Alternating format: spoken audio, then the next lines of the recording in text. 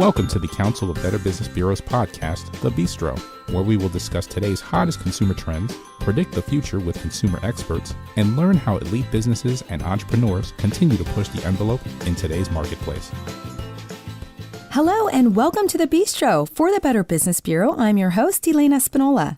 Marketplace scams represent a $50 billion drain on our economy, affecting both businesses and, of course, consumers. In fact, study shows that they have a negative impact on 1 in 4 households and 1 in 5 individuals. Recently, the BBB and the FTC, the Federal Trade Commission, released similar reports about fraud, scams, identity theft, and other consumer protection topics based on research and data collected in 2017. Today, we have representatives from both organizations here in the studio to have a discussion on their findings and to help us avoid being victims of scams. Welcome to the Bistro. We have Monica Vaca. She is the Associate Director from the FTC. Welcome. Thank you for joining us. Thanks so much for having me. Sure. And we're also joined with Jeannie Barton. She is the President of the BBB Institute for Marketplace Trust. Thank you so much for being here, Jeannie. It's a real pleasure. So this is going to be a great conversation to really discuss both of your reports, how they're similar, maybe how they're a little bit different, and just get your thoughts on all of these topics. Can you please just share with me the names of your reports and tell us what the main findings were? Monica, would you like to start? Sure, thanks. So the name of our report is called the Consumer Sentinel Network Data Book for 2017. And the main findings are pretty astonishing. So we heard from 2.7 million people across the country in 2017. And the top 3 consumer protection issues they reported were debt collection problems, identity theft, and imposter scams. People reported losing $905 million to frauds in 2017. And while that aggregate number is really large, individually, what does that mean? So individually, that was a median loss of $429. Staggering. Staggering numbers. Thank you. Thank you for sharing. Jeannie, tell us about your report with the BBB. Certainly. This is our second annual BBB Scam Tracker Risk Report. And what we do is we take the scam tracker data that consumers report to us each year, and we look at what are the top 10 scams. How does that vary by population cohort? Because it does very much. And what do consumers fall for? How and how don't they fall? Now, the top scams this year changed from last year, so that online purchases became number 1, where last year it had been number 4. Investment scams are up there at number 2, and there's some interesting findings like new investment scams with cryptocurrencies. So the scammers are right there up top. Sure.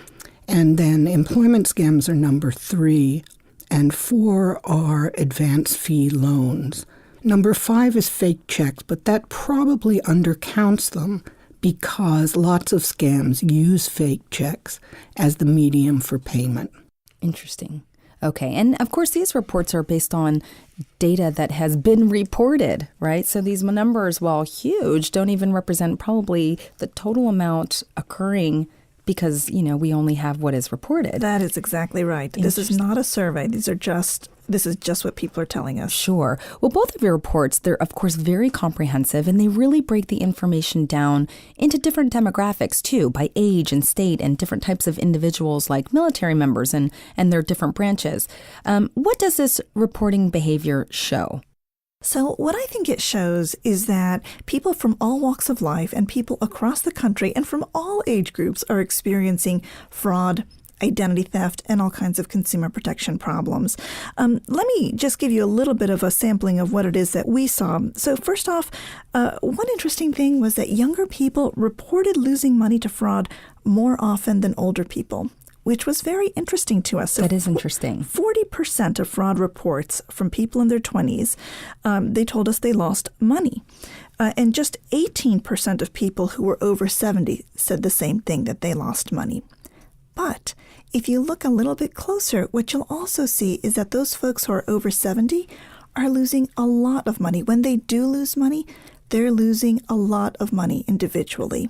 So while those younger folks are reporting a fraud loss a lot more frequently, we do still have to be concerned about these older folks. Sure, because the amount is perhaps more significant, or what you're finding in your reports. Well, what people over the age of 80 told us is that they were losing more than $1,000. So when they did lose money, they lost quite a lot of money. Sure.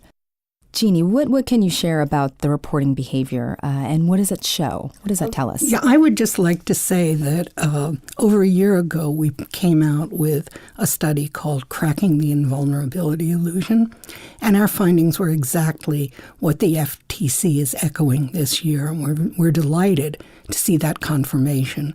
We looked at the reasons that might be behind millennials finding themselves scammed much more frequently than older Americans. And this is why we called this the invulnerability illusion. Because the more you think you won't be scammed, the more likely you are to fall for a scam. And that is actually people in their very highly educated people are more likely to fall because they think they won't. And seniors are much more cautious.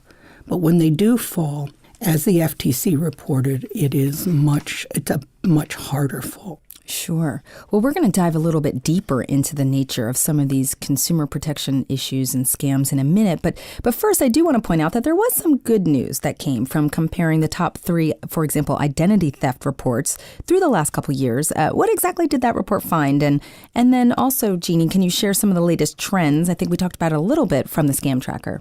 So we did have some good news this year in the identity theft world. So we got slightly fewer reports about identity theft overall in 2017, and we got thousands fewer tax identity theft reports than we did last year.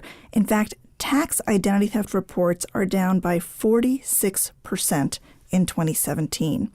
So that is really encouraging news. What we are seeing, though, is that credit card fraud in the identity theft world has increased. So, folks who are listening, please check those credit card statements that you get every month. Make sure that there are not unauthorized charges on them, and also check your credit reports. Remember to check those once a year so that you make sure that no one has opened up an account in your name.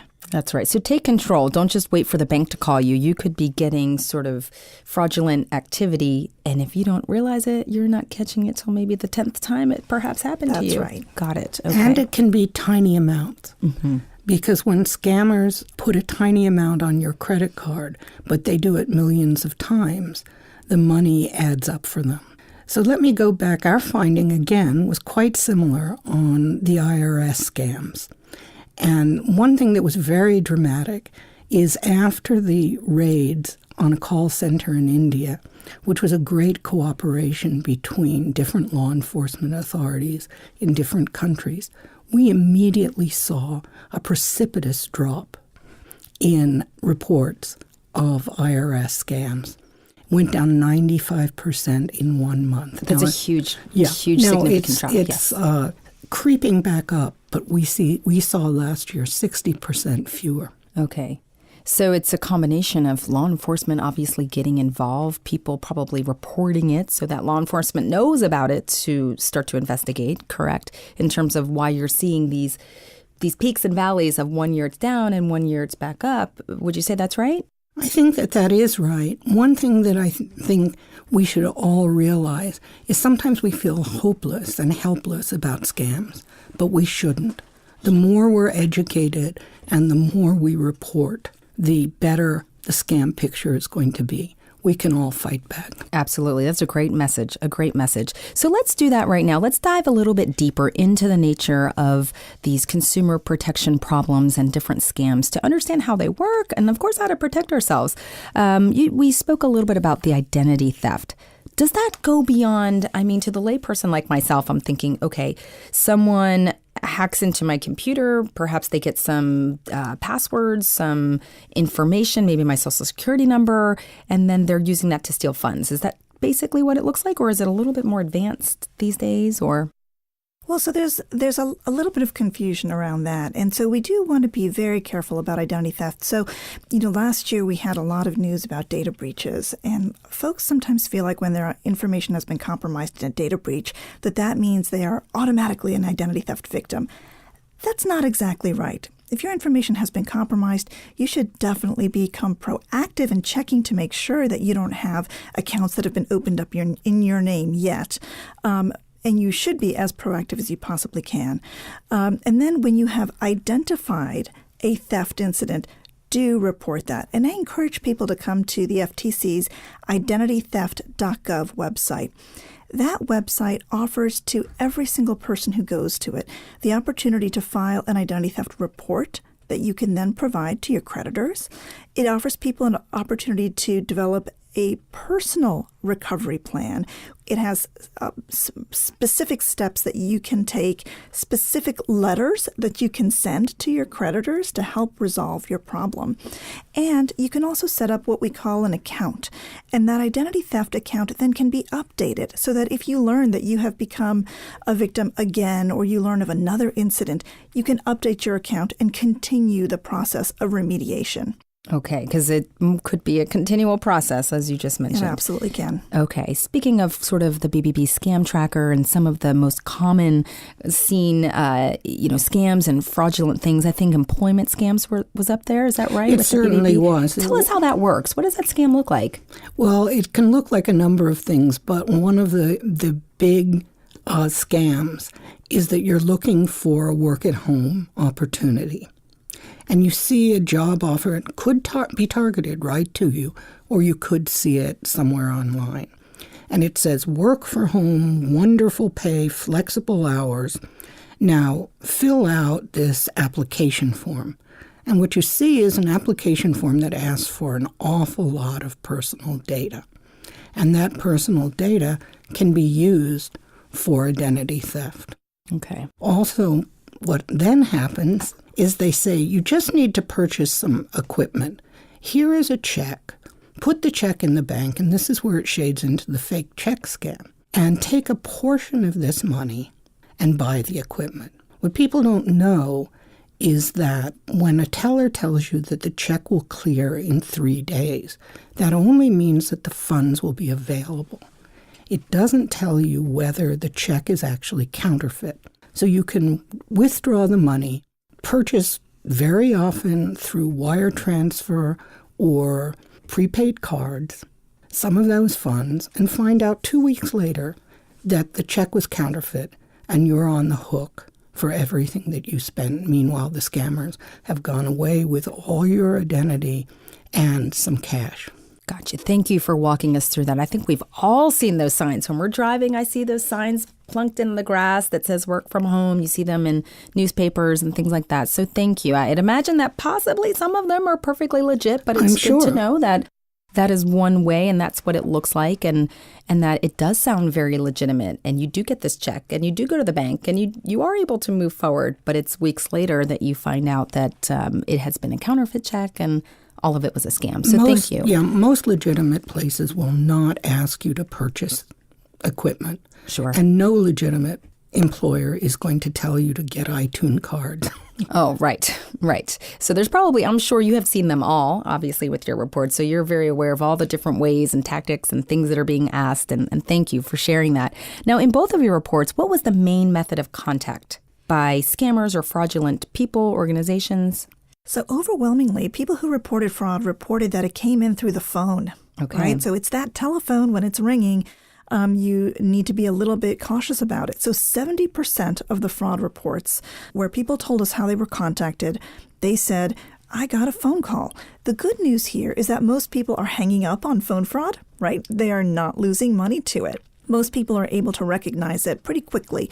The trouble is that when they do lose money, they're losing a lot. So only 9% of people are actually losing money in phone fraud. But when they do, they're losing individually a median of $720. That's a lot of money for an individual. That is a lot of money. And it is almost 1/3 of the total fraud loss that people reported to us in 2017. So it is really huge, and people should be cautious. Thank you. I know 2017 was sort of that year of, can you hear me now? Type, can you hear me?